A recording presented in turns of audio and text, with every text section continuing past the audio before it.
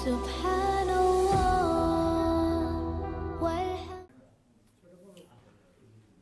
الحمد لله نحمده ونستعينه ونستغفره ونعوذ بالله من شرور أنفسنا ومن سيئات أعمالنا من يهده الله فلا مضل له ومن يضلل فلا هادي له وأشهد أن لا إله إلا الله وحده لا شريك له وأشهد أن محمدًا عبده ورسوله أما بعد فإن خير الحديث كتاب الله وخير الهدي هدي محمد صلى الله عليه وسلم وشر الأمور محدثاتها وكل محدثة بدعة وكل بدعة ضلالة أو كما قال عليه الصلاة والسلام أعوذ بالله من الشيطان الرجيم إن هذه أمتكم أمة واحدة وأنا ربكم فاعبدون وقال تعالى وإن هذه أمتكم أمة واحدة وأنا ربكم فاتقون وعن عوف بن مالك رضي الله تعالى عنه قال قال رسول الله صلى الله عليه وسلم افترقت اليهود على 71 فرقة فواحدة في الجنة و70 في النار وافترقت النصارى على 72 فرقة فواحدة و70 في النار وواحدة في الجنة والذي نفس محمد بيده لتفترقن أمتي على 73 فرقة فواحدة في الجنة و72 في النار قيل يا رسول الله من هم قال الجماعة رواه ابن ماجه وفي رواية الترمذي قال ما أنا عليه وأصحابي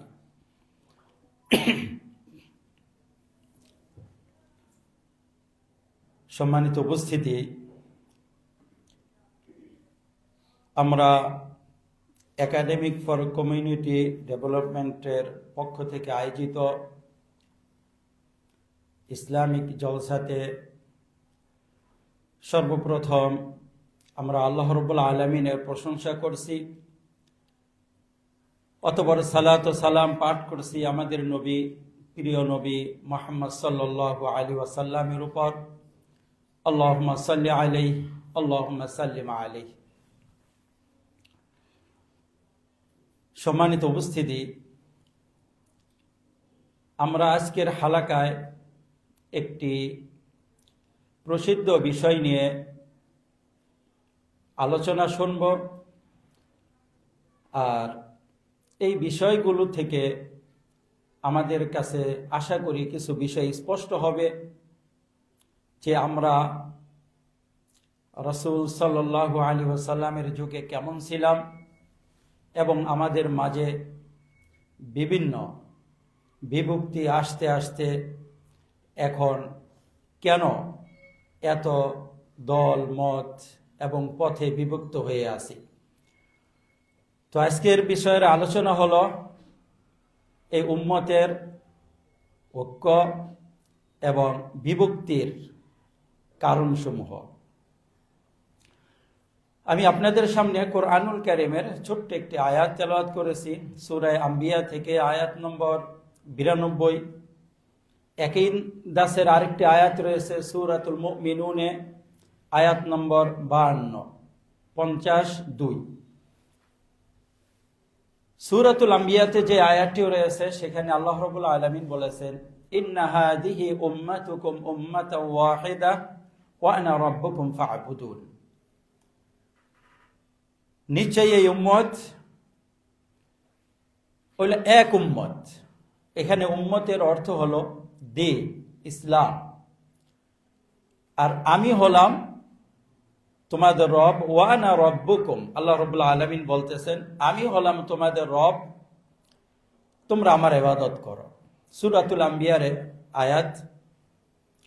তো এই আয়াতের ভিতর আল্লাহ রাব্বুল আলামিন দুইটা কথা বলেছে। একটা কথা হলো এই উম্মতের দিন হলো একটা দিন, আর এই উম্মতের রব হলো আল্লাহ। আমরা আল্লাহর ইবাদত করব। এই আয়াত থেকে মুফাসসিরিনে কেরাম বলেছেন, মানুষ যদি এক থাকতে চায় তাহলে তার রব এক হওয়া জরুরি। কেননা আল্লাহ রাব্বুল আলামিন বলেছেন এই উম্মত হলো একটি উম্মত, অর্থাৎ এক দিনের অনুসারী, তাদের রব হলো আল্লাহ। মানুষ এক থাকতে চাইলে তার সব নির্দেশনা এক রব থেকে নিতে হবে। এখানে আল্লাহ রাব্বুল আলামিন তার অনেকগুলো নাম থেকে রবের কথা বলেছেন। রব অর্থ কি আমরা সবাই মাশাআল্লাহ কম বেশি জানি। যিনি আমাদের সৃষ্টি করেন, লালন পালন করেন এবং আমাদের এই বৈষয়িক যত প্রয়োজন পড়ে সব প্রয়োজন যিনি ব্যবস্থা করেন তিনি হলেন রব, এক কথা। আর রব হলেন যিনি দেন, আমাদের সৃষ্টি করেছেন, আমাদের রিজিক দেন, আমাদের সুস্থতা দেন, আমাদেরকে অসুস্থ করেন, যা কিছু দেওয়ার আছে রব দেন। আর ইলাহ হলেন যিনি চান বা নেন বা দাবি করেন। লা ইলাহা ইল্লাল্লাহ, এর অর্থ হলো আল্লাহ ছাড়া সত্যিকার কোনো মাবুদ নেই। তার অর্থ হলো আল্লাহ রাব্বুল আলামিন আমাদের যত ধরনের ইবাদত হতে পারে সব আল্লাহ চান, নিজের জন্য চান। আমাদের সালাত চান, আমাদের যাকাত চান, আমাদের সিয়াম চান, আমাদের থেকে হজ চান।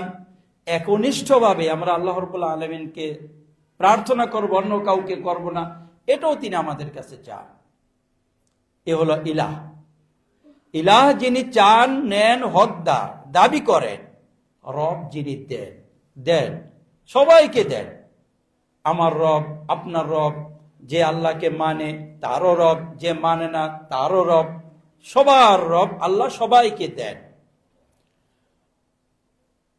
আল্লাহ রাব্বুল আলামিন এখানে বলেছেন আমি হলাম তোমাদের রব, তা আমার থেকে তোমরা তোমাদের দিক নির্দেশনাগুলো গ্রহণ করো, তাহলে এই এক দিনের অনুসারী হয়ে থাকবে, তোমরা এক থাকবে। অনুরূপ আয়াত সূরাতুল মুমিনুনে রয়েছে, সেখানে আল্লাহ রাব্বুল আলামিন বলেছেন ফাত্তাকুন, এখানে বলেছেন ফাবুদুন, আর ওখানে সব ঠিক আছে, শুধু বলেছেন ফাত্তাকুন, অর্থাৎ আমার তাকওয়া অবলম্বন করুন। যেহেতু আমরা একই দিনের অনুসারী, আমাদের রব আল্লাহ, আমরা সবাই আল্লাহ রাব্বুল আলামিনের তাকওয়া অবলম্বন করব। সেখানেও কথা একই, যে আমরা যদি এক থাকতে চাই তাহলে আমাদের সব নির্দেশনা এক আল্লাহ থেকে নিতে হবে। জিনিসটা আরো স্পষ্ট হবে এবং আমাদের কাছে আরো স্পষ্ট হবে ইনশাআল্লাহ, যে আমরা যারাই যত বিভক্তিতে আছি, অন্তত পক্ষে যেখান থেকে যে যতটুকু বিভক্তিতে চলে গেছি সে অতটুকু আল্লাহর নির্দেশনার বাইরে চলে গেছে। এই বিষয়গুলো আসবে সামনে ইনশাআল্লাহ। তারপরে আমি আপনাদের সামনে একটি হাদিস পাঠ করেছি। হাদিসটি হল আউফ ইবনে মালিক রাদিয়াল্লাহু তাআলা আনহু থেকে। তিনি বলেন রাসূলুল্লাহ সাল্লাল্লাহু আলাইহি সাল্লাম বলেছেন ইফতারাকাতিল ইয়াহুদ, ইহুদিরা ৭১টি ভাগে বিভক্ত হয়ে গিয়েছে, একটি জান্নাতে যাবে, বাকি সবাই জাহান্নামে। খ্রিস্টানরা ৭২টি দলে বিভক্ত হয়েছে, একটি জান্নাতে যাবে, বাকি সবাই জাহান্নামে। এরপর আল্লাহ রসুল বলতেছেন ওই সত্তার কসম যার হাতে আমার নফস, আমার এই উম্মত ৭৩টি ভাগে বিভক্ত হবে, একটি জান্নাতে যাবে, বাকি সব জাহান্নামে যাবে। সাহাবে কেরাম জিজ্ঞেস করলেন তারা কারা? আল্লাহ রসুল বললেন আল জামা, তারা হলো বৃহৎ সংখ্যা, অর্থাৎ হকের উপরে অধিকাংশ সময় জামাত একটা গ্রুপের কথা আল্লাহ রসুল বলেছে। এবং আমরা যদি পুরা পৃথিবীর একটু অন্বেষণ করে দেখি তাহলে দেখব যে যারা বিভক্ত হয় নাই তাদের সংখ্যাটা একটু বেশি, বিচ্যুতি থাকবে কম বেশি, তাদের সংখ্যাটা বেশি। এরপরে এটা হলো আপনার ইবনে মাজার বর্ণনা, তিরমিজি শরীফে ইমাম তিরমিজি রাহিমাহুল্লাহ আনাস ইবনে মালিক থেকে যেই বর্ণনাটি বর্ণনা করেছেন, সেখানে নাজাত প্রাপ্ত দলের পরিচিতি দিয়েছেন মা আনা আলাইহি ওয়া আসহাবি, আমি এবং আমার সাহাবীগণ যেই পথের উপরে রয়েছে সেটা হলো নাজাত প্রাপ্ত দল, বাকি সব জাহান্নামী। হাদিসটি ইবনে মাজাহ থেকে পড়লাম, আবার তিরমিজি থেকে এই হাদিস আবু দাউদে রয়েছে, সুনানে দারমিতে রয়েছে, এছাড়া আকীদার প্রায় অনেক কিতাবে হাদিসটি তারা এনেছেন। আমরা এই হাদিস থেকে বুঝি আল্লাহ রসুল যে বলেছেন উম্মত, উম্মত দ্বারা উদ্দেশ্য কি? উলামায়ে কেরাম উম্মতকে দুইটা ভাগে ভাগ করেছে। একটা হলো উম্মতুদ দাওয়া, আর একটা হলো উম্মতুল ইজাবা। এটাও হয়তো আপনাদের শোনার কথা। অর্থাৎ আমরা দুনিয়াতে যারাই আছি সবাই রাসূলের উম্মত, তবে উম্মত দুই শ্রেণীর। একটা হলো উম্মতুদ দাওয়া, অর্থাৎ যাদেরকে আল্লাহর রসুল দাওয়াত দিবেন কিংবা তার নায়েবগণ দাওয়াত দিবেন, দাওয়াত পৌঁছাবে কিন্তু তারা দাওয়াত কবুল করে নাই।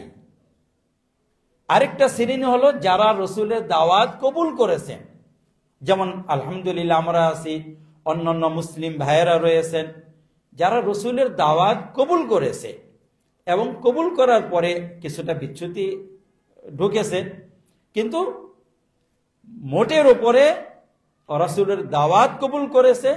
এরা হলো উম্মতুল ইজাবা, অর্থাৎ এরা আল্লাহর রসুলের ডাকে সাড়া দিয়েছেন, এরা এক উম্মত।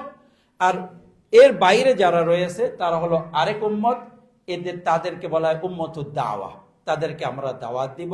রসুল দাওয়াত দিয়েছেন, রসুলের পরে আমরা যারা রসুলের উম্মত রয়েছি সেই দায়িত্ব আঞ্জাম দিব।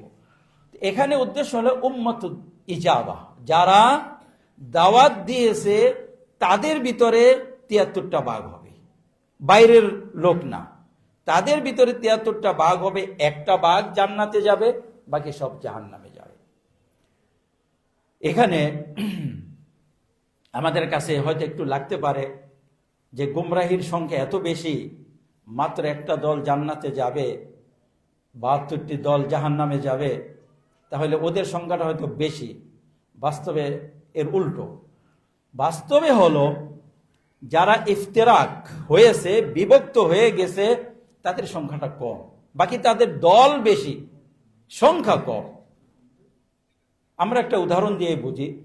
যেমন আমরা আমাদের এলাকার মসজিদগুলোতে যখন সালাত আদায় করি, দেখি এক এক সালাতে ৫০০, ১০০০ মুসল্লি থাকেন। এরপরে আমরা দেখি বেশ কিছু লোক বিভিন্ন দলে বিভক্ত হয়ে যান তাদের সিস্টেম অনুযায়ী ধর্ম চর্চা করার জন্য। ৫০০ মুসল্লির ভিতরে দেখা যায় কারা কেউ দাওয়াতি গ্রুপ রয়েছেন, অরাজনৈতিক, তাদের একটা সংখ্যা থাকে, সংখ্যাটা খুব কম থাকে, ৫ জন, ১০ জন, ১৫ জন, অথচ মুসল্লি ছিল ৫০০। আবার আরেকটা গ্রুপ থাকে যারা আধ্যাত্মিকভাবে নিজেদেরকে আলাদা পরিচয় দিয়ে আলাদা করে নিয়েছেন, তাদের সংখ্যা আবার ১০-১৫ জন। এরপর আবার আরো কিছু গ্রুপ থাকলে তাদের সংখ্যাটা দেখবেন ১০-১৫ জন করে। গ্রুপ তাদের ৪টা-৫টা, কিন্তু সংখ্যা কম।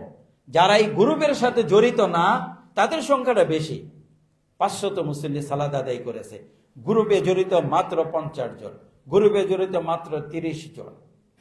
এই জন্য আল্লাহ রসুল বলেছেন আল জামা, এই জামাতের ভিতরে, জামাত হলো আল্লাহ রসুলের সেই নাজাত প্রাপ্ত দল। আমরা আরেকটু বুঝতে পারি, আমরা মনে করি রাসূলুল্লাহ সাল্লাল্লাহু আলাইহি ওয়াসাল্লাম একটা জামাত ছেড়ে দিলেন, একেবারে সিরাতে মুস্তাকিমের উপরে এই জামাত চলতেছে, সিরাতে মুস্তাকিমের উপরে। এই সিরাতে মুস্তাকিমের উপরে কোটি কোটি মানুষ সোজা চলতেছে। এই সিরাতে মুস্তাকিম থেকে দেখা যায় কিছু লোক বিচ্ছিন্ন হয়ে যায়, বিচ্ছিন্ন হয়ে গিয়ে আলাদা আলাদা হয়ে গেল, এরপরে তার নাম আলাদা গ্রহণ করে, এরপরে পোশাকও আলাদা করে নেয়। আবার এদিক থেকে আরেকজন বেরিয়ে গেল, ওদিক থেকে আরেকজন বেরিয়ে গেল, সবাই বের হয়ে গিয়ে কি বলে যে আমরা এই জামাতকে শক্তিশালী করব।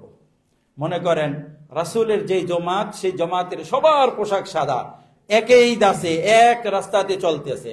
একজন ছিটকে দূরে চলে গেল, তার পোশাক সে রঙিন করে নিল, নামও পাল্টে নিল, এরপরে বলতেছে যে মোহাম্মদের উম্মতকে শক্তিশালী করব, মোহাম্মদের উম্মতকে প্রতিষ্ঠিত করব, মোহাম্মদের উম্মতকে আরো জাগ্রত করব বা আরো সংখ্যায় বাড়াবো বাইরে গিয়ে। তো এটা সম্ভব না। তাহলে এটা একটা ফেরকা বের হয়ে গেছে। যে কিভাবে বের হলো? প্রথম বের হয়ে যায় নাম গ্রহণ করে, প্রথম নাম চেঞ্জ করে নেয়। আল্লাহ রসুল আমাদেরকে যেই নামে রেখে গেছেন, নাম একটা গুরুত্বপূর্ণ বিষয়, খুবই গুরুত্বপূর্ণ বিষয়, একজনকে আরেকজন থেকে আলাদা করে দেয়। আল্লাহ রাব্বুল আলামিন সর্বপ্রথম আদম আলাইহিস সালামকে এই নাম শিখিয়েছেন, ওয়াল্লামা আদামাল আসমাআ কুল্লাহা। আমরা কথোপকথন করি, কথোপকথন করতে আমরা অনেক সময় ক্রিয়া ব্যবহার করি, অব্যয় ব্যবহার করি, বিশেষ্য ব্যবহার করি, এর ভিতরে সবচেয়ে বেশি ব্যবহার করি বিশেষ্যের। এইটা সবচেয়ে বেশি দরকার পড়ে। এই জন্য যারা ভাষাবিদ সবাই এই নাউন, বিশেষ্য এবং এসএম দিয়ে শুরু করে। আল্লাহ রাব্বুল আলামিন আদম আলাইহিস সালামকে সর্বপ্রথম এসএম শিখাইছে। এই নাম দিয়ে একটা জিনিস আরেকটা জিনিস থেকে পৃথক হয়ে যায়। আমাদের যখন সন্তান জন্মগ্রহণ করে, তখন আমরা সবার আগে তার একটা নাম বাছাই করে নিয়ে নিই। আমার 5টা সন্তান আছে, 5 সন্তান থেকে তাকে আলাদা করতে হবে। এলাকাতে অনেক সন্তান আছে, সবার থেকে তাকে আলাদা করতে হবে একটা নাম। নাম মানুষকে অন্যান্য জিনিস থেকে আলাদা করে দেয়। এই জন্য আল্লাহ রাব্বুল আলামিন আমাদের নামের দায়িত্বটা তিনি নিজে নিয়েছেন। হুয়া সাম্মাকুমুল মুসলিমিন। ইব্রাহিম আলাইহিস সালাতু ওয়াস সালাম আমাদের নামকরণ করে গিয়েছেন আমরা মুসলিম। এবং আল্লাহ রাব্বুল আলামিন বলেছেন, ওয়ালা তামুতুন্না ইল্লা ওয়া আনতুম মুসলিমুন, তোমরা মুসলিম না হয়ে মারা যেও না। এই যে আমাদের গ্রুপ সিরাতে মুস্তাকিম, সবার পোশাক সাদা, এর ভিতরে একজন পাপী থাকবে, একজন নেককার থাকবে, একজন অপরাধী থাকবে, সবাই এর ভিতরেই থাকবে। এর ভিতরে থেকেই আমরা তাকে সংশোধন করব, এর ভিতরে রেখেই আমরা তাকে পানিশমেন্টের দরকার পড়লে সেটা করব, নসিয়ার দরকার পড়লে নসিয়া করব, প্রয়োজন হলে নিব, ভাই আমাকে উপদেশ করেন। তো এর ভিতরে থেকে বাইরে যাওয়ার সুযোগ নেই, বাইরে যাব না, বাইরে বের করে দিব না। আমরা রাসূল সাল্লাল্লাহু আলাইহি সাল্লামের যুগে এমনটাই লক্ষ্য করেছি। রাসূল সাল্লাল্লাহু আলাইহি সাল্লামের যুগে মক্কাতে যখন আল্লাহ রাসূল ছিলেন, সেখানে তো আর মুনাফিকের কোনো কথা ছিল না। কেননা মুনাফিক যখন তৈরি হয়, এরা হলো সুখের সময়ে তৈরি হয়। মক্কায় যখন মুসলিমরা ইসলাম গ্রহণ করেছে, কারোর জন্য তখন হালুয়া রুটি ছিল না, তখন ছিল কষ্ট, খাবার দাবার থেকে বঞ্চিত হওয়া, সংসার থেকে বঞ্চিত হওয়া, আত্মীয় স্বজন থেকে বঞ্চিত হওয়া, বিভিন্ন দিক থেকে তিরস্কার এবং ভৎসনা। এই জন্য মক্কার জীবনে কোনো মুনাফিক ছিল না। মদিনাতে যখন আল্লাহ রাসূল সাল্লাল্লাহু আলাইহি সাল্লাম আসলেন এবং মুসলিমদের একটা অবকাঠামো দাঁড় করালেন, বদরের যুদ্ধ হলো, এরপরের উহুদের যুদ্ধ হলো, আহজাবের যুদ্ধ হলো। এই যুদ্ধগুলোতে মুসলিমরা বিজয় হচ্ছে, বিভিন্ন ধরনের তৎকালীন নিয়ম অনুসারে অনেক গনিমতের সম্পদ তাদের হাতে আসতেছে, গরিব থেকে তারা ধনী হয়ে যাচ্ছেন। এখন কিছু লোক দেখলো মুসলিম হলে তো অনেক ভাতা পাওয়া যায়, মুসলিম হলে তো ইজ্জত পাওয়া যায়, সম্মান পাওয়া যায়। এই জন্য তারা অন্তর থেকে না চাইলেও পার্থিব স্বার্থে নিজেদেরকে মুসলিম হিসাবে প্রকাশ করেছে। কিন্তু আল্লাহ রাসূল তাদেরকে জানতেন, অন্যান্য মুসলিমরা তাদেরকে জানতেন, জানার পরও দল থেকে বের করে দেয়নি। জানার পরও তাদের থেকে নিজেদেরকে আলাদা করে নাই, একই সমাজে রয়েছে। এমনকি এমন কষ্টের কারণ হয়েছে যে অনেক সময় বলা হয় যে তারা হলো এই আস্তিনের সাপের মতো ছিল মুনাফিকরা। তো আল্লাহ রসুল সাল্লাল্লাহু আলাইহি সাল্লামকে এক সময় সাহাবে কেরাম বললেন, হে আল্লাহ রসুল, আপনি মুনাফিকদেরকে হত্যা করেন না কেন? আমরা এদেরকে হত্যা করে দিই, এরা তো সবাই চিহ্নিত। তখন আল্লাহ রসুল বললেন যে না, তাদেরকে হত্যা করা যাবে না। হত্যা করলে মানুষ বলবে ইন্না মুহাম্মাদান ইয়াকতুলু আসহাবাহ, মুহাম্মদ তার সাথীদের হত্যা করে। এই জন্য আল্লাহ রসুল সাল্লাল্লাহু আলাইহি সাল্লাম ওই সময় কাউকে হত্যা করেন নাই, কষ্ট সয়ে গেছেন। নিজের চরিত্রের উপরে কোন ধরনের কলঙ্ক লেপন করতে দেন নাই, কলঙ্ক লাগতে দেন নাই, কষ্ট সহ্য করেছেন। আল্লাহ না করুক যদি এরকম কোন ঘটনা ঘটতো, আজকে যারা ইসলাম বিদ্বেষী রয়েছে তারা সেই আব্দুল্লাহ ইবনে উবাই ইবনে সালুল, যে মুনাফিকদের সর্দার ছিল, তাকে সবচেয়ে বড় মুসলিম বানাতো এবং তাকে বড় মুসলিম বানিয়ে মুহাম্মদের সাথে এবং তার একটা দ্বন্দ্ব দেখাতো। বলতো যে মুহাম্মদ তার ক্ষমতা পাকাপোক্ত করার জন্য, অমুক করার জন্য, তমুক করার জন্য তার সাথীদের হত্যা করেছে। সুবহানাল্লাহ। আল্লাহ রাব্বুল আলামিন তার রসুল থেকে এই ঘটনা ঘটতে দেন নাই, আল্লাহ রসুল করেন নাই, কষ্ট সয়ে গেছেন। এখন এই কথা বলার আর সুযোগ নেই। যদি এরকম হতো তাহলে আজকে অনেকেই এই অপবাদ দিত যে সে তো মানুষ, নিজের বন্ধু বান্ধব হত্যা করে ক্ষমতার মালিক হয়েছে। সুবহানাল্লাহ। একটা জিনিস লক্ষ্য করি, বন্ধু চিনার উপায়, আপনি ভালো না মন্দ, আমি ভালো না মন্দ, এটা চিনার উপায় হলো আপনার পুরানো বন্ধু দিয়ে। যার যত পুরানো বন্ধু রয়েছে সে ভালো লোক, যার নতুন নতুন বন্ধু আসে আর যায় সমস্যা আছে। এই জন্য আমরা লক্ষ্য করি রাসূল সাল্লাল্লাহু আলাইহি সাল্লামের 10 জন আশারে মুবাশশারা, জান্নাতের সুসংবাদ প্রাপ্ত যে 10 জন সাহাবী রয়েছে, সবাই একেবারে শুরুর যুগের মুসলিম। আবু বকর ইসলাম গ্রহণ করলেন, তার দাওয়াতে ওসমান ইসলাম গ্রহণ করলেন, আশারে মুবাশশারা। তলহা ইসলাম গ্রহণ করলেন, আশারে মুবাশশারা। জুবাইর ইবনে আল আওয়াম ইসলাম গ্রহণ করলেন, আশারে মুবাশশারা। সাদ ইবনে আবি ওয়াক্কাস ইসলাম গ্রহণ করলেন, তিনিও আশারে মুবাশশারা। পরে 6 জন, 5-6 জন একেবারে শুরুতে ইসলাম গ্রহণ করেছেন। সবাই আল্লাহ রসুলের কাছে শুরু থেকে শেষ পর্যন্ত যার ইসলাম যত পুরানো ছিল সে তত ঘনিষ্ঠ ছিল। রসুল ইন্তেকাল করেছেন, তার খলিফা হয়েছে আবু বকর রাদিয়াল্লাহু তাআলা আনহু, সবচেয়ে পুরাতন, সবচেয়ে পুরানো বন্ধু। এরপর ওমর রাদিয়াল্লাহু তাআলা আনহু যদিও ইসলাম পরে গ্রহণ করেছেন, কিন্তু তার কিছু বিশেষত্ব ছিল, বংশের কারণে হোক কিংবা ব্যক্তিত্বের কারণে হোক, বিশেষত্ব ছিল, উপযুক্ত ছিল। তাও সেই আগেরকার মুসলিম তারা। সম্ভবত আব্দুল্লাহ ইবনে মাসউদ রাদিয়াল্লাহু তাআলা আনহু বলেছেন, যখন উমর রাদিয়াল্লাহু তাআলা আনহু ইসলাম গ্রহণ করেন তখন মুসলিমদের সংখ্যা 80 জনের মতো ছিল। তো আমরা দেখি রাসূলের যত পুরানো সাথী তত তার ঘনিষ্ঠ, কোন পুরানো সাথী রসুল থেকে ছুটে যান নাই। আজকে আমরা যদি আমাদের পুরানো সাথীকে ধরে রাখতে না পারি, মনে করতে হবে হয়তো আমার সমস্যা, নাইলে তার সমস্যা, দুজন ঠিক না। যত ইসলামের একটা বৈশিষ্ট্য, সৌন্দর্য, যত দিন যাবে বন্ধুত্ব গাঢ় হবে, যত দিন যাবে একজন আরেকজনকে চিনবে, একজন আরেকজনের সাথে পরিচিত হবে, সম্পর্ক গভীর হবে। যেমনটা আমরা রাসূল সাল্লাল্লাহু আলাইহি সাল্লামের সাহাবীদের মাঝে দেখি।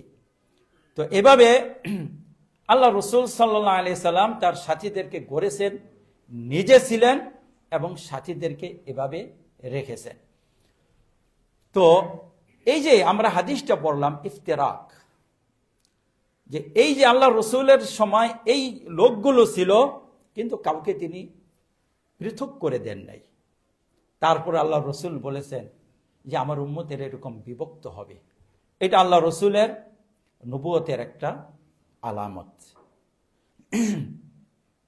বিভক্ত হয়েছে, এবং কিভাবে বিভক্ত হয়েছে আমরা যদি এই বিষয়গুলো একটু লক্ষ্য করি তাহলে দেখব সাহাবে কেরামের যুগের শেষ দিকে সর্বপ্রথম বিভক্তি আসে খাওয়ারেজদের নিয়ে, তারপরে শিয়াদের নিয়ে, তারপরে কাদারি, তারপরে মুরজিয়া, এরপরে মুতাজিলা। এইসব গ্রুপগুলো আমরা অনেকে নাম শুনেছি, কিন্তু এগুলো যে এখনো বর্তমান আছে এটা আমরা অনেকে জানি না। এবং ওই চিন্তাধারা যদিও ওই নামে নাই, কিন্তু ওই চিন্তাধারা আমরা এখনো লালন করি। আমরা করি না, আল্লাহ আমাদেরকে হেফাজত করুক, কিন্তু আমাদের সমাজে আছে। সেগুলো একেবারে যায় নাই। যেটা দুনিয়াতে তৈরি হয় ওটা একেবারে নিঃশেষ হয় না, থাকে। তো এই যে বিভক্তিটা হলো ওই রসুলের উম্মতের ভিতরে, বিভক্তিটা কি পর্যায়ে গেল এবং কিভাবে গেল, আমরা হাদিস থেকে আরো কিছু জিনিস শুনি। যে আল্লাহ রসুল যে হাদিসের ভিতরে ইফতিরাক এবং এই বিচ্ছিন্নতার কথা বললেন, এই ইফতিরাকের অর্থটা কি, কিভাবে মানুষ বিচ্ছিন্ন হয়? দুইটা অর্থ। একটা হলো, মানে দুইটা বৈশিষ্ট্যের কথা বলবো। একটা হলো আপনার এই ইফতিরাক থেকে, মানে এই উম্মত থেকে বিচ্ছিন্ন হওয়ার জন্য তার প্রথমে দল থেকে বিচ্ছিন্ন হইতে হয়। দল থেকে বিচ্ছিন্ন হয়ে একা সে দল গঠন করতে পারে না, তার সাথে আরো লোক জন্মাবে, আরো লোক জন্মাবে। এটা পরে বলি, আগেরটা বলি। কখন আল্লাহ রসুল যে বলেছেন যে মা আনা আলাইহি ওয়া আসহাবি, আমি এবং আমার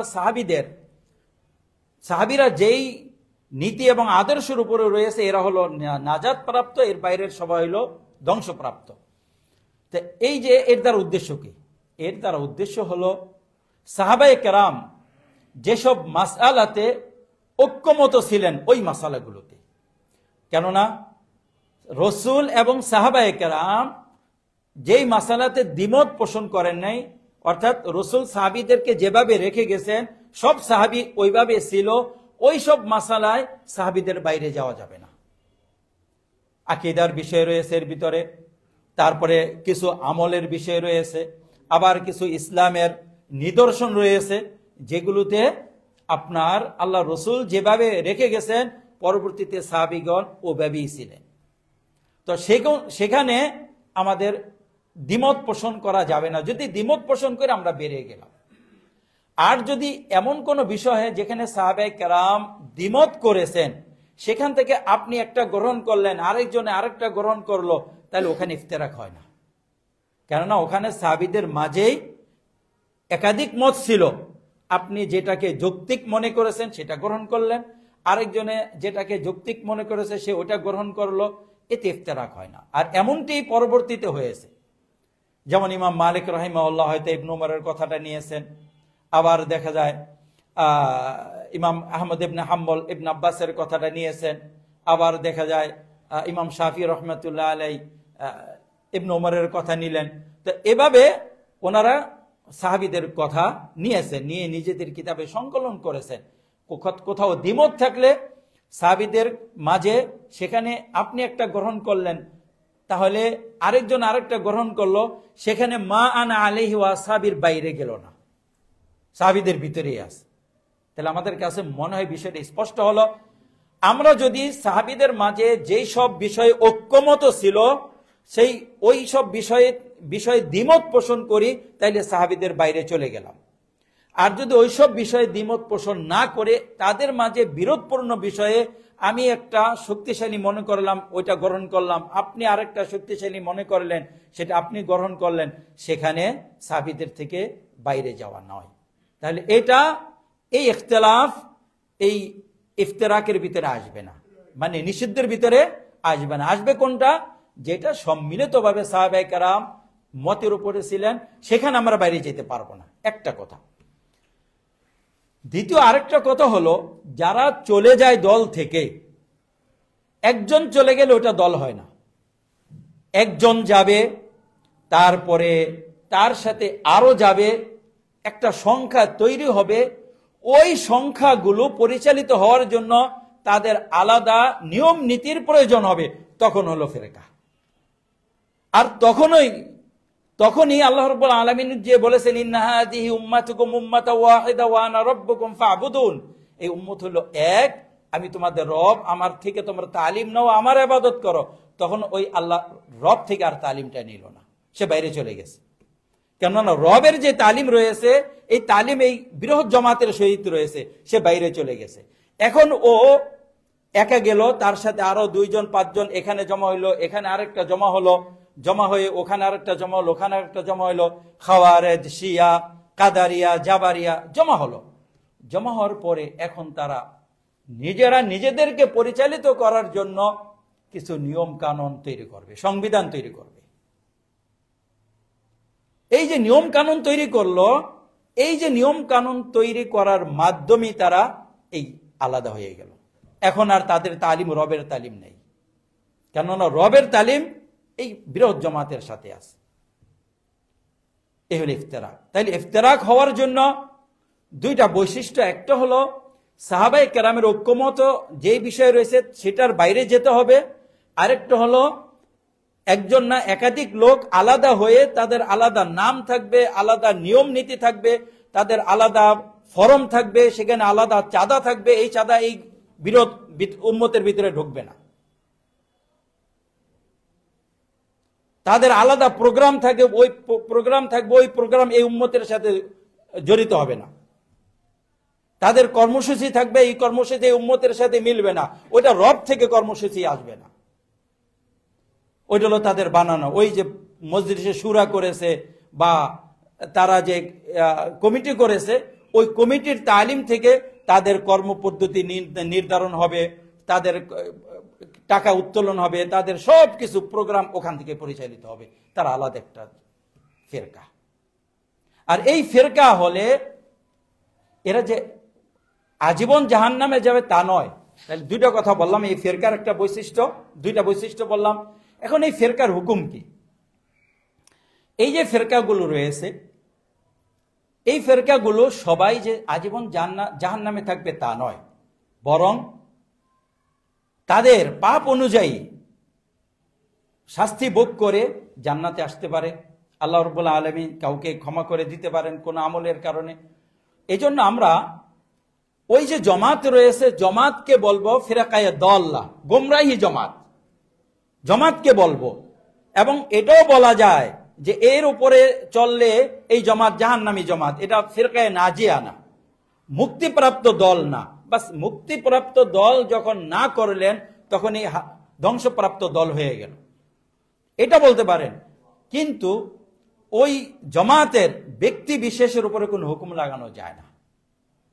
এক একজন ব্যক্তি সদস্যকে যদি বলেন তুমি গোমরা বা তুমি জাহান্নামী, পথভ্রষ্ট বলা যায়, তাকে যেরকম সম্পর্ক থাকলে ভাই আপনি তো সঠিক পথ থেকে বিচ্যুত হয়ে গেছেন এই কারণে, সম্পর্ক যেমন তেমন কথা বলা যায়, কিন্তু জাহান্নামী বলা যায় না। কারণ হতে পারে তার এই অবস্থায় আরো কিছু ভালো কাজ আছে, যেই ভালো কাজের কারণে এই জমাত থেকে বেরিয়ে যে পাপ করেছে, ওই ভালো কাজ ওই পাপ মোচন করে ফেলছে, সে জান্নাতে যেতে পারে। আবার এমন হইতে পারে সে পরে তওবা করে নিল, কিংবা আপনার পরে সঠিক পথে চলে আসলো। আরো বিভিন্ন কারণ থাকতে পারে যে কারণে আল্লাহ রাব্বুল আলামিন তাকে ক্ষমা করে দিতে পারেন। এই জন্য কোন ফেরকার ব্যক্তিবিশেষকে নস না থাকলে নির্ধারিতভাবে তার উপরে এই হুকুমটা লাগানো যায় না। তো আমরা এই ফেরকায়ে দাল্লাহ, যেটা আমরা রাসূল সাল্লাল্লাহু আলাইহি সাল্লাম থেকে জানলাম বা শুনলাম, তাদের আলাদা কর্মসূচি, আলাদা বৈশিষ্ট্য থাকবে, এবং তারা যে আজীবন জাহান্নামী হবে তা নয়। কেননা এরা সবাই উম্মতুল ইজাবা, আল্লাহর রাসূলের দাওয়াতে সাড়া দিয়েছেন, তারপরে তাদের ভিতরে বিভক্তি আসছে। এখন একটা বিষয় যে দেখেন, আল্লাহ রসুল সহজ একটা জিনিস বলে দিলেন, আমি এবং আমার উম্মত যার উপরে রয়েছে সেটা হলো নাজাত প্রাপ্ত দল। আগে বলেছিলাম যে আগে নিজেকে পৃথক করতে হলে নাম চয়েস করতে হয়। আপনারা দুইজন মিলে একটা ব্যবসা করবেন, একটা প্রতিষ্ঠান করবেন, আগে নাম বাছাই করে নিতে হয়। এই যে আপনার একাডেমিক ফর কমিউনিটি ডেভেলপমেন্ট নাম নির্ধারণ করে নিয়েছেন যাতে করে আলাদা হন। এটা ফেরকা না, এটা হলো আপনার প্রতিষ্ঠান আলাদা। কেননা ফেরকা না কি জন্য? ফেরকা না এই জন্য, ফেরকার নিয়ম হলো জন্ম থেকে মৃত্যু পর্যন্ত ওর অনুসারী করতে হয়। এই জন্য মাদ্রাসা এগুলোর ভিতরে ঢোকে না, কেননা মাদ্রাসায় আজীবন কেউ থাকে না। এখানে আজীবনের সিলেবাস নাই, 10 দিন 10 বছর 5 বছরের সিলেবাস। আপনি যদি রাজনৈতিক কোনো দল করেন, এর যদি আপনার আজীবনকার একটা সিলেবাস দিয়ে দেয় বা কোনো যে কোনো যাই কিছু করেন, তাহলে আমরা সন্দেহ পোষণ করি হয়তো ইফতেরাকের ভিতরে পড়ে গেছে। তো এগুলো না, এটা হলো শিক্ষা প্রতিষ্ঠান, আর এটা আজীবনের নিয়ম নীতি না। এখানে আপনারা ছাত্রদেরকে ডাকেন, তারা 5 বছর 10 বছর পরে এই প্রতিষ্ঠানে বরং তখন আর এখানে ক্লাস করতে আসবে না, এই নিয়ম নীতিও না, বরং এর শিক্ষা নিয়ে সে নিজেকে উপকৃত করবে। তো যেটা বলতেছিলাম, যেমন আমরা অনেক সময় ব্যবসায়ী প্রতিষ্ঠান করে আলাদা নাম নিয়ে আলাদা করে নেয়। তো এই জন্য নাম গ্রহণ করাটা, আলাদা নাম গ্রহণ করাটা মারাত্মক একটা জিনিস, নিজেকে বিচ্ছিন্ন করে ফেলা। আমরা যদি রাসূলের যুগে দেখেন ইসলামটা কত শক্ত, আপনি হকের উপরে আছেন, কত কঠিনভাবে বলতে পারেন, এটা আর কিছু বলা যায় না যতটা ইসলামের ক্ষেত্রে বলা যায়। যেমন ধরেন আপনার দলিল কোরআন রয়েছে, আপনার দলিল হাদিস আছে, আপনার দলিল মক্কা মদিনার আমল রয়েছে। এটাও তো যদি কাজ না হয়, সর্বশেষ আরেকটা দলিল রয়েছে, সেটি হলো মুবাহালা, অর্থাৎ যেটাকে চ্যালেঞ্জ বলে, বদদোয়া করা। যেমন আল্লাহ রসুল সাল্লাল্লাহু আলাইহি সাল্লাম নাজরানের নাসারাদের সাথে করেছিলেন। নাজরান হলো এই সৌদি আরবের একেবারে দক্ষিণ পাশের জেলা। নাজরানের পরে ইয়ামান শুরু, মোটামুটি বড়ই। ওই যে আমরা আসহাবুল উখদুদ সূরা বুরুজের যে ঘটনা শুনি, যেখানে মুমিনদেরকে আগুনে পুড়িয়ে মারা হয়েছে, এই নাজরানের ঘটনা, সেটা ঐতিহাসিকগণ যতটা বলে, এই নাজরানে ওই ঘটনা ঘটেছে। এই নাজরান ইহুদি ছিল, এই নাজরানি খ্রিস্টান ছিল। এই নাজরানের খ্রিস্টানদের একটা দল রসুলের কাছে আসছেন। আসার পরে রসুল কথা বললেন, সেটা তারা মানলো না। ঈসা আলাইহিস সালামকে আল্লাহর পুত্র ইত্যাদি ইত্যাদি তারা বলল, কোরআন থেকেও দলিল দিল। এরপরে আল্লাহ রসুল তাদের সাথে মোবাহেলায় আসলেন, আসো আমরা নিজেদের উপর আল্লাহর কাছে বদদোয়া করি। তাআলাও, ওই সূরা আলে ইমরানের ভিতরে আল্লাহ তাআলা এই মুবাহালার কথা বলেছেন যে তোমরা তোমাদের নারীদের নিয়ে, সন্তানদের নিয়ে এখানে জড়ো হও, আমি আমাদের নারী সন্তান সবাইকে নিয়ে জড়ো হয়ে এরপরে আল্লাহর উপরে লানতের দোয়া করি। হে আল্লাহ, এই 2 গ্রুপের ভিতরে যে মিথ্যুক, যে ভুলের উপর আছে, তাকে ধ্বংস করো, তার উপরে লানত হোক। যখন আল্লাহ রসুল এই আহ্বান জানালেন, তখন আর তারা আসে নাই। এবং তাদের অনেকেই বলল যে আমি লক্ষ্য করতেছি, যদি তোমরা যাও, মুহাম্মদ সাল্লাল্লাহু আলাইহি সাল্লাম মুবাহালাতে চলে আসছেন, তিনি মাঠে নেমে গেছেন, হাসান হোসেনকে নিয়ে, ফাতেমাকে নিয়ে, আলীকে নিয়ে তিনি চলে আসছেন। এখন ওদের লোকেরা বাধা দিল, আমরা দেখতেছি তোমরা যদি যাও তাহলে এখান থেকে আর ফিরে আসতে পারবে না। সুবহানাল্লাহ, আমরা আর সত্যতা দলিল কি চাই? এরপরে শুধু এই মুবাহালা খ্রিস্টানদের সাথে হয়েছে তা নয়, ইহুদিদের সাথে হয়েছে। কুল ইন কুনতুম তুহিব্বুনাল্লাহ, সূরা জুমাতে আল্লাহ রাব্বুল আলামিন বলেছেন, ফাতামান্নাউল মাউতা ইন কুনতুম সাদিকিন, যদি তোমরা সত্যবাদী হয়ে থাকো, সত্যের উপরে আসো, মৃত্যুকে তামান্না করো, মৃত্যুর আকাঙ্ক্ষা করো, আল্লাহ আমাদেরকে মৃত্যু দাও। আমরাও আকাঙ্ক্ষা করি, দেখো কে টিকে থাকে। তারা মৃত্যুর তামান্না করে নেই। সূরা বাকারাতেও এই মুবাহালার কথা আছে ইহুদিদের, সূরা জুমাতেও আছে। আবার মুশরিকদের সাথে মুবাহালার কথা আল্লাহ রাব্বুল আলামিন সূরা মারিয়ামের উল্লেখ করেছেন। সূরা মারিয়াম 16 নম্বর পারার আপনার 9 নম্বর পৃষ্ঠার শেষের আয়াত। আর অনেক জায়গায় এরকম মুবাহালার কথা রয়েছে। তো ধর্মীয় কোনো বিষয় নিয়ে যদি সত্য মিথ্যার প্রয়োজন পড়ে সেটা মুবাহালে আসা যায়। এটা শুধু অমুসলিমদের সাথে তা না, মুসলিমদের মাঝেও হতে পারে। বিশেষ করে ইবনে আব্বাস রাদিয়াল্লাহু তাআলা আনহু ফারায়েজের বেশ কিছু মাসালার ক্ষেত্রে উনি বলেছেন, এই মাসালায় যদি কেউ দ্বিমত পোষণ করে আমি তার সাথে মুবাহালা করার জন্য প্রস্তুত আছি।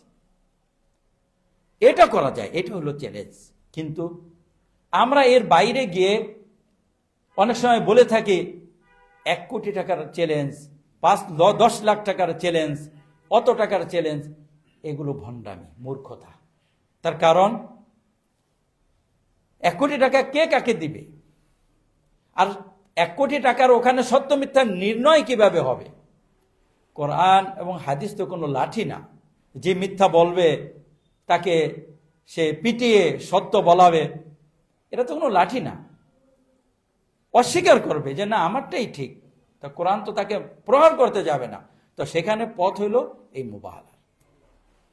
তাহলে আমাদের সমাজে যারা টাকার বাহাদুরি করে, টাকার চ্যালেঞ্জ ছুড়ে দেয়, তারা আসলে মূর্খতার পরিচয় দেয়। এখানেও তারা বুঝায় যে চ্যালেঞ্জ কোথায় করতে হয়, কিভাবে করতে হয়, সেটা তারা জানে না। মুআজ্জাজ হাজিরিন, এ হলো আমাদের দিন, যে আল্লাহ রাব্বুল আলামিন তার রসুলকে যেভাবে দিন দিয়েছেন, তার রসুল তার উম্মতকে যেভাবে রেখে গেছেন, সেটা থাকাই স্বাভাবিক ছিল। কেন আমরা বিচ্ছিন্ন হতে গেলাম?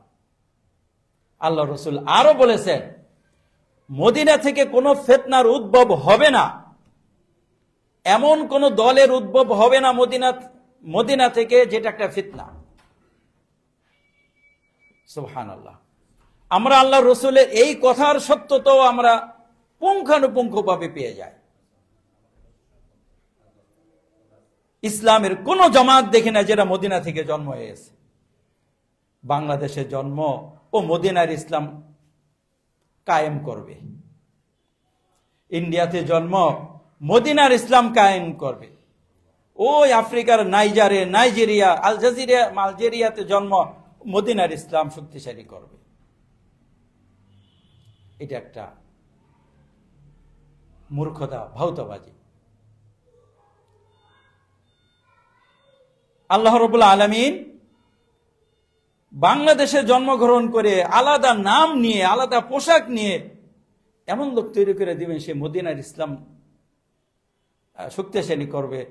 অথচ আল্লাহ রসুল বললেন, যদি মদিনা এরকম কামারের ভাট্টি যেমন লোহার ঝং দূর করে দেয়, মদিনা ওইরকম নাপাক জিনিস দূর করে দেয়।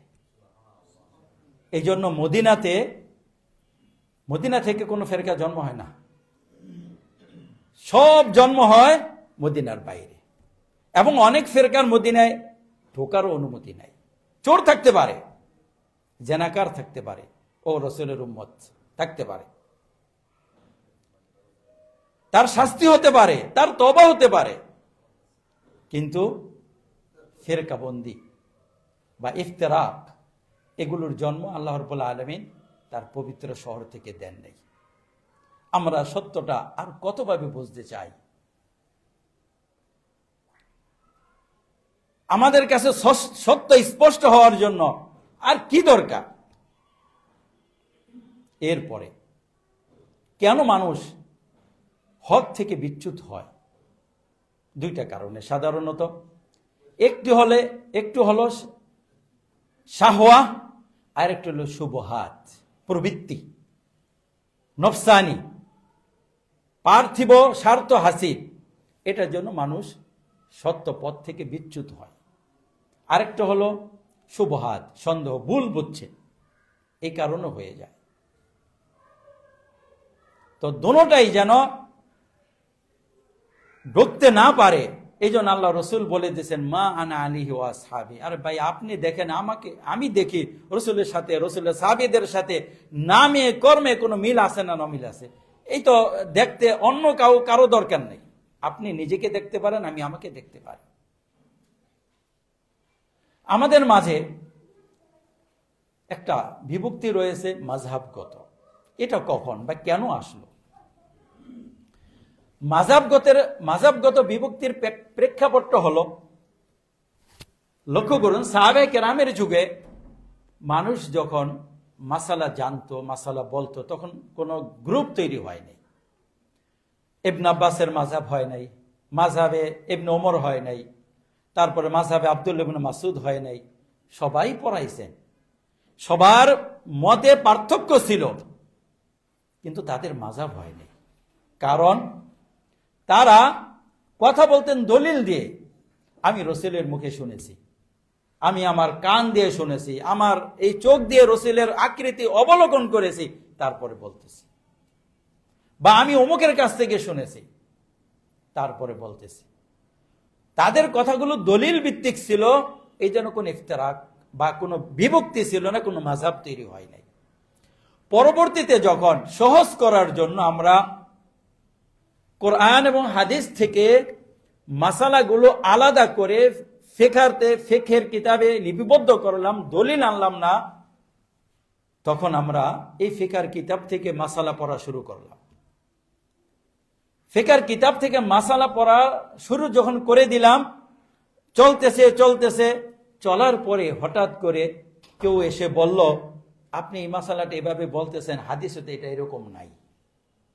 তখন এই বেঁকে বসলো, কি এতদিন ধরে পড়ে আসছি, এটা কি ভুল? তখন নিজের ব্যক্তিত্বে লেগে যায়। এই জন্য কি করে, তখন আমি যেটা পড়ে আসছি সেটাকে সত্য বানানোর জন্য এদিক সেদিক তাকাইতে থাকে, কিভাবে ঠিক করা যায়, কিভাবে ঠিক করা যায়। কোনোভাবে ঠিক না করতে পারলে অন্তত এতটুকু বলে দিবে, এই কিতাব যে লেখছে সে তোমার চেয়ে বেশি জাননেওয়ালা ছিল। বাস তাআসসুব। তো এই যে একটা জিনিস, এভাবে এখন ওরা ফিকহের নাম দিল কি, যে ফিকহ হলো দুধ থেকে যেমন ছানা বের করে নিয়ে আসা হয়, ফিকহ হলো ওই দুধের ছানা, আর কোরআন হাদিস হলো দুধ। তা ওরা এখন এই ছানা খায় আর দুধের দরকার পড়ে না। কিন্তু এই ছানা খেতে খেতে এমন হয়েছে, ছানাটা নকল না সঠিক এই বোধ হারিয়ে ফেলছে, যেহেতু ওদের দুধের সাথে পরিচয় নাই। না, তারা এই কথা বলে যে ফিকহের কিতাব হলো ছানা, দুধ থেকে তৈরি করে নির্যাস তৈরি করা হয়েছে, আপনাদেরকে আমরা এই ছানা বিতরণ করছি। কিন্তু এই ছানাটা আসে দুধ থেকে, ছানা খাঁটি না ভেজাল, এইটা জানার জন্য দুধের সাথে একটা সম্পর্ক থাকা দরকার। কিন্তু দুধের সাথে সম্পর্ক নষ্ট করে ফেলার কারণে ওদের ছানাও নষ্ট হয়ে গেছে। এই জন্য পরবর্তীতে যখন এই ভুলগুলো স্পষ্ট হলো, তখন আর তারা ভুল থেকে ফিরে সঠিক পথে আসতে রাজি হলো না। কেউ আসলো, কেউ আসতে রাজি হলো না, সুতরাং নিজেরা আলাদা আলাদা পরিচয় গ্রহণ করে নিল। এই মাযহাব হয়ে গেল, এই মূর্খতা থেকে মাযহাবের তৈরি হয়ে গেল। এখন আমরা লক্ষ্য করি, এই যে আমরা একটা নাম বা একটা পরিচয় গ্রহণ করে নিলাম, এটা গলত না ঠিক, এটা বুঝতে কি দরকার? আল্লাহ রসুলের হাদিসটা থেকে মা আনা আলাইহি ওয়া আসহাবি, আমি এবং আমার সাহাবায়ে কেরাম যেই পথের উপরে রয়েছে সেটা হলো নাজাত প্রাপ্ত পথ দল। তাহলে দেখতেছি সাহাবীদের মাঝে তো কোনো হানাফি ছিল না, শাফিঈ ছিল না, মালিকি ছিল না, হাম্বলি ছিল না, তারপরে আউজাই ছিল না, তাবারি ছিল না, এগুলো বিভক্তি ছিল না, ওমরে ছিল না, মাসুদি ছিল না, হইতে পারত। সুতরাং আমাদের এই পরিচয়গুলো পরিহার করা উচিত। অন্তত পক্ষে আমরা যেন ফিরকা থেকে দূরে থাকতে পারি। অর্থাৎ সাওয়াদুল আযম, যে বৃহৎ উম্মত রয়েছে, মান আলাইহা সাবি থেকে একটুও যেন ছিটকে বাইরে না পড়ে যায়, সেটার জন্য আমাদের পোশাকের রং পাল্টানো যাবে না, আমাদের নাম পরিবর্তন করা যাবে না। তো আল্লাহ রসুল সাল্লাল্লাহু আলাইহি ওয়াসাল্লাম আমাদেরকে এভাবেই বলে গেলেন যে এটা হলো আমার সাহাবীদের একটা তরিকা, বা আমার সাহাবীরা যেভাবে আছে সে পথে তোমরা থাকো।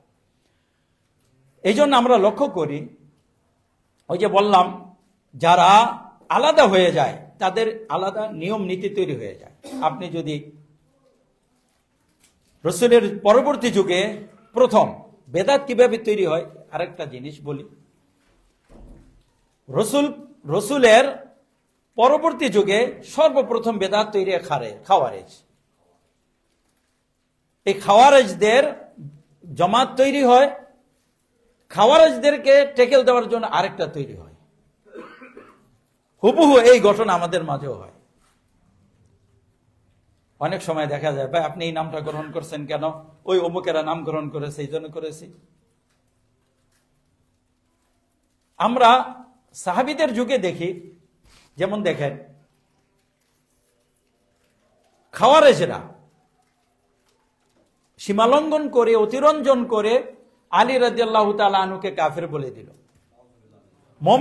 মুআবিয়া রাদিয়াল্লাহু তাআলা আনহুকে কাফের বলে দিল। তার বিপক্ষে আরেকটা দল দাঁড়ালো, শিয়া, তারা আলী রাদিয়াল্লাহু তাআলা আনহুকে ইলাহ পর্যন্ত মেনে নিল। আস্তাগফিরুল্লাহ। এবং এই শিয়াদের কিছু লোককে আলী রাদিয়াল্লাহু তাআলা আনহু জ্বালিয়ে পর্যন্ত দিয়েছেন, বলতেছে যে আনতা তুমি আলী রাদিয়াল্লাহু তাআলা বলছে আমি মানে আনতা লেলা তুমি এলা। বলে আস্তাগফিরুল্লাহ, এটা দর জ্বালা, আগুনটা জ্বালিয়ে দিয়েছে। এরপরে ইবনে আব্বাস রাদিয়াল্লাহু তাআলা আনহু বলেছেন যে আগুনটা জ্বালায়েন, এটা ঠিক না, যে আগুন আল্লাহর, এই আগুন দিয়ে আল্লাহ তাআলা তার সৃষ্টিকে মানে জ্বালাবেন, সেই শাস্তি দিবে, মাখলুক আগুন দিয়ে কাউকে শাস্তি দিবে না। আলী রাদিয়াল্লাহু তাআলা আনহু এটা থেকে ফেরত চলে আসছেন। আবার আমরা দেখি খাওয়ারেজদের একটা মতবাদ ছিল, ওরা ওয়াঈদের দলিলগুলো বেশি নিত। ওয়াঈদ মানে ধমকির, শাসানোর দলিলগুলো বেশি নিত, যে কবিরা গুনাহ করলে আজীবন জাহান্নামে থাকবে। কবিরা গুনাহকারী মানে আজীবন জাহান্নামে থাকবে। এই জন্য আল্লাহ রসুল তাদের ব্যাপারে ভবিষ্যৎবাণী করেছেন যে তোমরা যখন তাদেরকে দেখবে, তাদের সালাতের কাছে তোমরা নিজেদের সালাতকে তুচ্ছ মনে করবে, তাদের কোরআন তেলাওয়াতের কাছে তোমরা নিজেদের কোরআন তেলাওয়াতকে তুচ্ছ মনে করবে, তাদের ইবাদতের কাছে তোমরা নিজেদের ইবাদতকে তুচ্ছ মনে করবে। এরপরে বলছেন যে মনে রেখো, তারা দিন থেকে এমন করে বেরিয়ে যাবে যেমন আটা থেকে চুল বের করে নিয়ে আসা হয়। আলী রাদিয়াল্লাহু তাআলা আনহু তাদের হত্যা করেছেন, এবং আল্লাহ রসুল যে আলামত বলেছেন সে আলামতওয়ালা লোক তাদের মাঝে তিনি পেয়েছেন, পেয়েই আল্লাহু আকবার বলে চিৎকার করে উঠলেন। তো এরা যেমন কবিরা গুনাহ করলে আজীবন জাহান্নামী বানিয়ে ফেলেছে, এর বিপরীতে আরেকটা গ্রুপ দাঁড়িয়ে গেছে, আর এরা হলো মুরজিয়া। তাদের কথা হলো গুনাহ করলে কোনো সমস্যাই নেই, লা তাদুররু মাআল ঈমানি মাসিয়া ওয়ালা তানফাউ মাআল কুফরি তাআ। ঈমান থাকলে কোনো পাপ ক্ষতি করবে না, আর কুফর থাকলে কোনো ইবাদতে কাজ হবে না। একেবারে খাওয়ারেজদের বিপরীত একটা দল। আবার আমরা লক্ষ্য করি কাদারিয়া জাবারিয়া সম্পর্কে আপনারা শুনেছেন, এইটা আমাদের এই নামে নাই, কিন্তু তাদের কিছু মত আমাদের সমাজে প্রচলিত আছে। কাদারিয়া বলতে বুঝায় যারা আল্লাহর তাকদীরকে অস্বীকার করে। আল্লাহর তাকদীরকে অস্বীকার করার অর্থ হলো তারা বলে যে মানুষ তো সব নিজে করতে পারে, এবং মানুষ কি করবে, ওদের কিছু বিশ্বাসে এমনও রয়েছে মানুষ কি করবে এটা আল্লাহ মানুষ করার আগে জানে না, করার পরে জানে। এরকম মত তারা পোষণ করে। এর বিপরীতে আরেকটা গ্রুপ দাঁড়ালো জাবারিয়া। তারা বলল যে না, মানুষ কিছুই করতে পারে না, যা কিছু করে সব আল্লাহ করাচ্ছে। যা কিছু করে সব আল্লাহ করাইতেছে। দেখেন পাল্টাপাল্টি করে এক একটা গ্রুপ এরকম তৈরি হয়, আর হক সাধারণত এই দুই গ্রুপের মাঝখানে থাকে। আবার একটা গ্রুপ দেখি মুতাজিলা, এরা আকলকে বেশি প্রাধান্য দিল, আকলকে এমন প্রাধান্য দিল যে কোরআন ও হাদিসের উপর আকলকে প্রাধান্য দিয়ে জাদু অস্বীকার করলো, কারামত অস্বীকার করলো, এবং আরো যেসব জিনিস রয়েছে, কবরের আযাবকে অস্বীকার করলো, এগুলো অস্বীকার করে দিল। তাদের বিপরীতে সুফিবাদ তৈরি হইল, ওরা আবার আকলকে নষ্টই করে দিল, আকলকে একেবারে বেআকল বানিয়ে দিয়ে এখন ওরা যত কুসংস্কার আছে সবগুলোতে বিশ্বাস করে। স্বপ্ন ওদের কাছে ওহি, তারপর ওদের কাছে ইলমে লাদুন্নি ওহি, ওই ধ্যানে বসে থাকলে যেটা আসে এটা ওদের কাছে ওহি, যত কিচ্ছা কাহিনী আজে বাজে ঘটনা আছে সবগুলো ওরা নিয়ে নিল, ওরা আকলকে একেবারে বিনষ্ট করে দিল। এভাবে এক একটা ফেরকা করে তৈরি হয়েছে। এবং আমরা আমাদের সমাজে দেখি যারা সহি আকীদা এবং সহি মানহাজের উপরে আছেন মাশাআল্লাহ, তারপরে কিছু বিচ্যুতি থাকে, তারাও যখন কোন একটা দল করে তাদের বইয়ের ভিতরে মুখের কথা শুনছে, ওরা দল করলে আমরা পারবো না কেন? বাস, অনেক দল এইভাবে করে নিয়েছে। আমরা উত্তম যুগ যেটা দেখি, সেই উত্তম যুগের ভিতরে এই বিভক্তি লক্ষ্য করি না। তো আল্লাহ বিশেষ করে আল্লাহ রাব্বুল আলামিন বলেছেন, ওয়াতাসিমু বিহাবলিল্লাহি জামিআ, আল্লাহর রজ্জুকে সবাই আঁকড়ে ধরো। আমি আপনাকে ঐক্যের আহ্বান করতে পারি না, আপনি আমাকে ঐক্যের আহ্বান করতে পারেন না। ঐক্যের আহ্বান আল্লাহ করেছেন, সেটা কি আমরা দুই এক হয়ে গেছি। আমি সবাইকে বললাম আসেন আমরা ঐক্য করি, আপনি বললেন আসেন সবাই ঐক্য করি, তো এই ঐক্যের প্রচেষ্টাই অনৈক্য তৈরি করে দিল। কার ঐক্যের প্রচেষ্টার দরকার নেই, ঐক্যের সিস্টেম আল্লাহ করে দিয়েছেন। সবাই কোরআনকে ধরেন এক, সবাই সাহাবায়ে কেরাম যেমন ছিলেন তেমন হয়ে যান এক, পরিচয় আলাদা যে পরিচয় গ্রহণ করেছেন সেটা বাদ দেন এক। তো বিভক্তি আল্লাহ রসুল করে দেয় নেই, আমরা করেছি। এখন আমরা যে কারণে বিভক্ত হয়ে গিয়েছি, ছিটকে পড়েছি, ওই দল থেকে ফিরত আইসা ভিতরে ঢুকে যাই, বাস আমার দল শেষ। সম্মানিত উপস্থিতি, আল্লাহ রাব্বুল আলামিন এই ইখতিলাফ এবং তাফরিকাকে শাস্তি হিসেবে বলেছেন। যেমন যে ওয়াতাযাবারি হুকুম ওয়াসবির, রিহ মানে দৌলা, অর্থাৎ তোমরা যদি ইখতিলাফ করো তাহলে তোমাদের রাজত্ব চলে যাবে, চলেও গেছে সূরা আনফালের আয়াত। তা আল্লাহ রাব্বুল আলামিন এসব ক্ষেত্রে আমাদেরকে ধৈর্য ধারণ করতে বলেছেন। দেখবেন আমাদের দেশে যেসব দল রয়েছে, একটা থেকে আরেকটা দল, একটা থেকে আরেকটা দল, একটা থেকে আরেকটা দল তৈরি হয়েছে। ওরা আগে একটা বিচ্ছিন্ন হয় কেন? ওখানে তো রবের বিধান নাই, এক রবের থেকে বিধান নিচ্ছে না, ওরা 10 জনে মিলে করেছে, 1 বছর 2 বছর চললো, সেখান থেকে আবার আরেকটা দল তৈরি হয়ে গিয়েছে। আমি আমাদের মুসলিমদের বাংলাদেশের যতটা দল রয়েছে এরকম কোন দল সম্পর্কে জানি না যার থেকে 2-3টা দল বাইরে হয়নি, এবং যার থেকে তার ফাউন্ডাররা বের হয়ে যায়নি। হয়তো কেউ জানি না, কিন্তু আমি জানি প্রত্যেকটা দলের একাধিক দল শাখা বের হয়ে গেছে। তো কেন? ওয়ানা রব্বুকুম ফা'বুদুন, ওই এক রব থেকে নির্দেশনা নেওয়া হয়নি। এক রবের নির্দেশনা কোরআন, এক রবের নির্দেশনা হাদিস। ওই এক রবের একজন রাসূল, একটা কোরআন, এক নাম। আল্লাহ রাব্বুল আলামিন আমাদের সবাইকে সব ধরনের বিভক্তি বিচ্ছিন্নতা পরিহার করে ফিরকায়ে নাজিয়ার অন্তর্ভুক্ত থেকে রাসূলের পরিপূর্ণ আনুগত্য করে আল্লাহর ইবাদত আঞ্জাম দিতে পারে সেই তৌফিক দান করুন, এবং আমাদেরকে এই বিভক্তি বলে ভাই ভাই হিসাবে থাকার তৌফিক দান করুন। আমিন। ওয়া আখিরু দাওয়ানা আলহামদুলিল্লাহি রাব্বিল আলামিন। হাদা ওয়া সাল্লাল্লাহু তাআলা আলা নাবিয়িনা ওয়া ইমামিনা মুহাম্মদ ওয়া আলা আলিহি ওয়া সাল্লাম।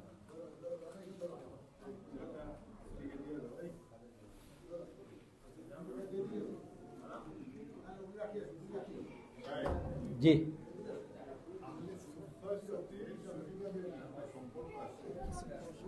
হ্যাঁ,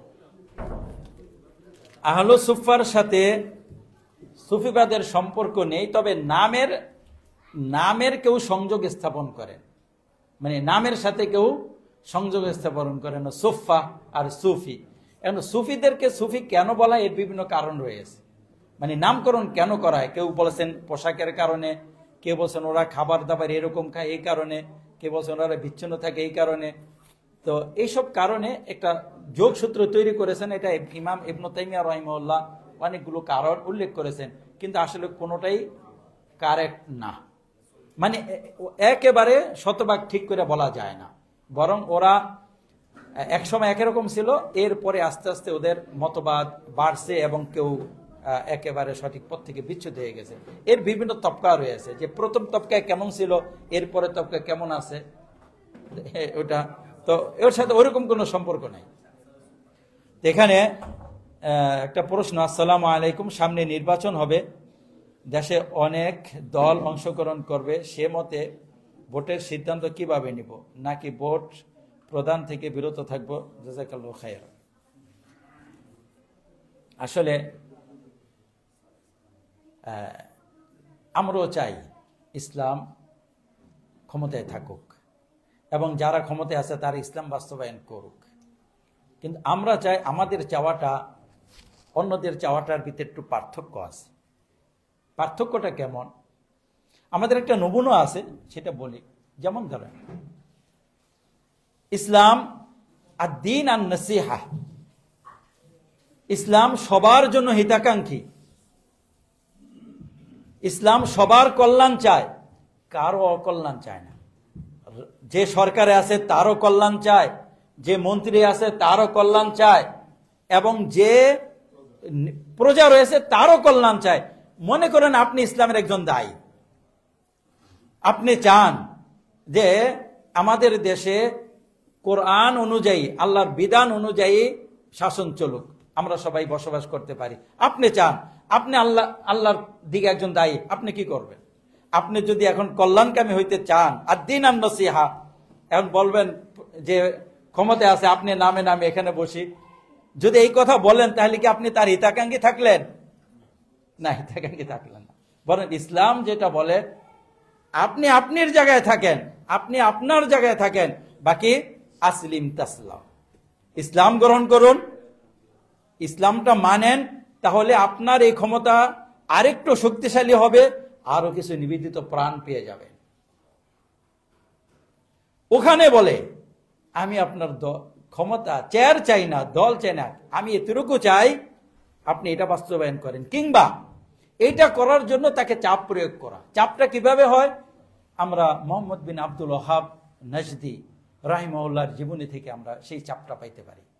চাপটা কেমন? এই যে সৌদি আরবে যে এখন যতটুকু তাওহীদ রয়েছে, আলহামদুলিল্লাহ, এটা কার প্রচেষ্টার ফসল? আল্লাহ রাব্বুল আলামিন আমাদেরকে দিয়েছেন।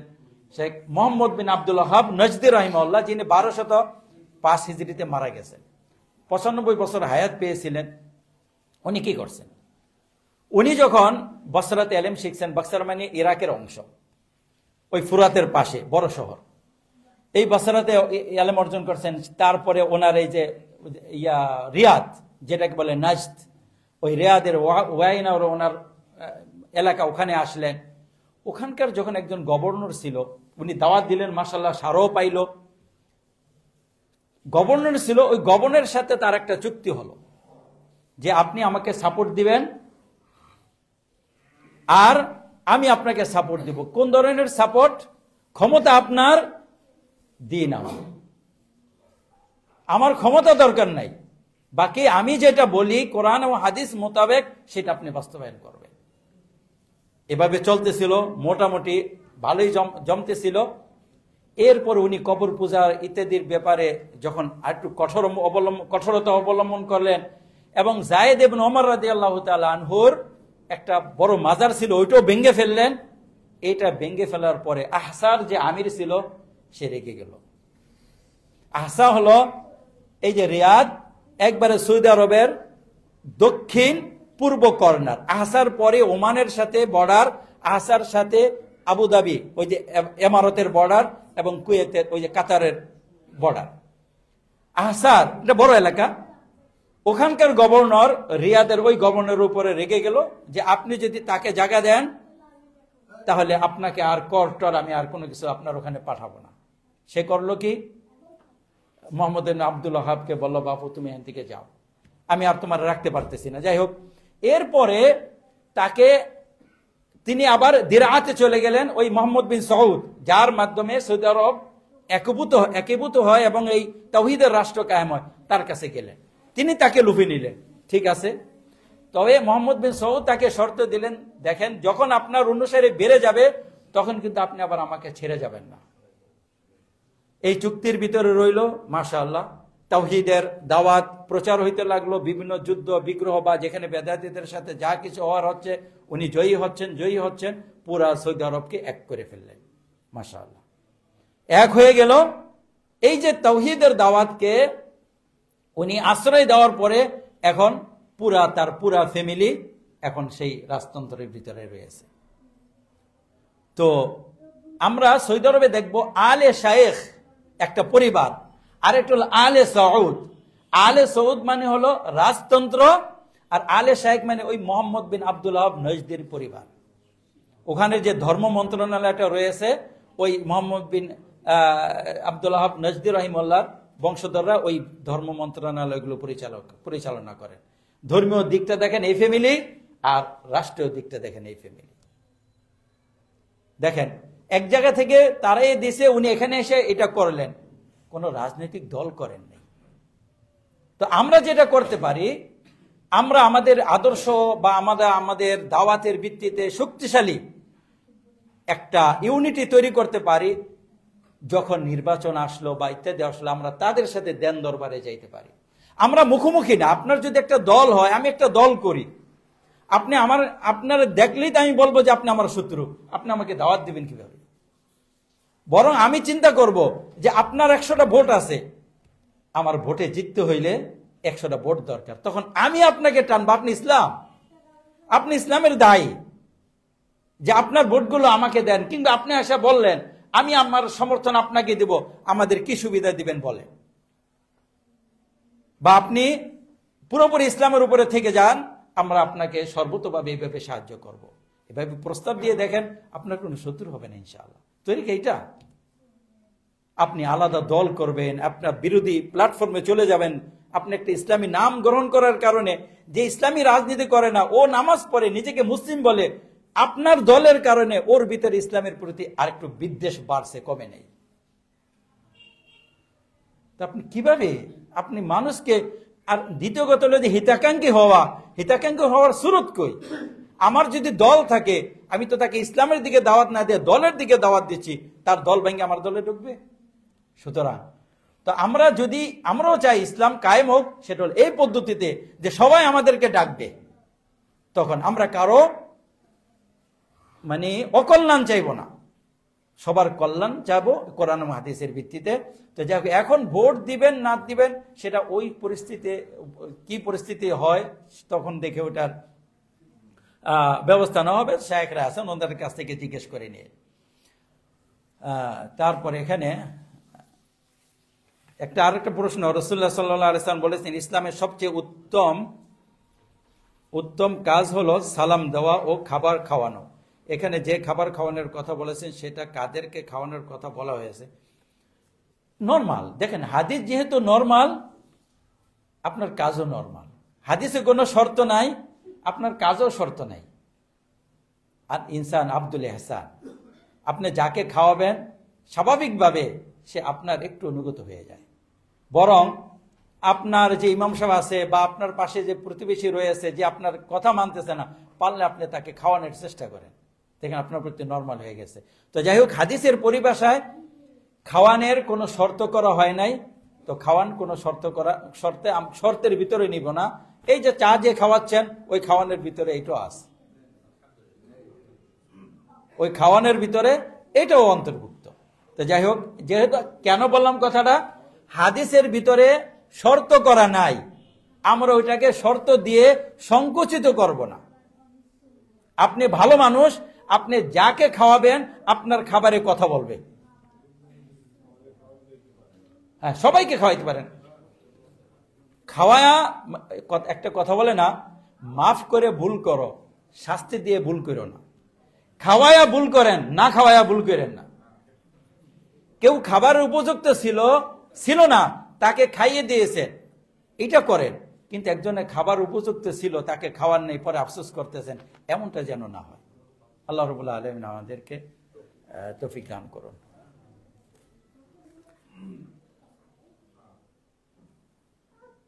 শেখ, আপনি কি জামাত ইসলামীকে একটি বাতিল দল বা ফিরকা মনে করেন? শেখ, আহলে হাদিসকে একটি মাযহাব